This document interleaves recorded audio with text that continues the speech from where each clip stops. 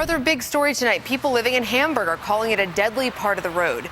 They're urging the state to make some changes along Southwestern Boulevard. George Rickert was there. He got some answers from the State Department of Transportation. George?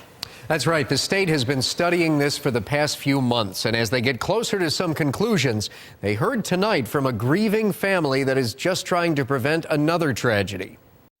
He was the most jovial person I've ever met in my life. Lori Morose is talking about her dad, throughway toll taker Ronald Morose, who was killed last July when his son stopped for another car making a left turn on Route 20 near Pleasant Avenue. He said the last thing that he saw was the truck behind him coming up behind him. But he couldn't pull forward. No, he couldn't. He couldn't go anywhere. Dozens of Hamburg area residents came to this public hearing about what could be done to make Route 20 safer between Pleasant and Amsdale Road. It's a stretch that goes from 50 to 55 miles an hour, but those who try to make a left turn take their lives into their hands. You are constantly driving, looking at your rearview mirror.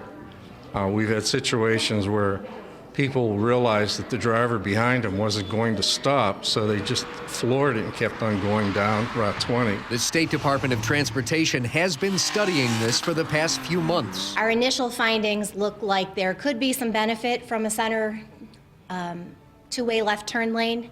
However, there are different ways to configure. Every alternative will have implications, and that will be our next phase. I don't want to see another person get into an accident like that and see what we had to go through. They need to do something. They need to make changes now.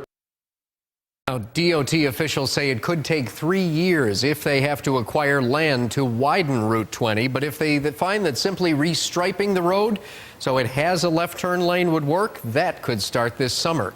Some final conclusions will be reached in about a month.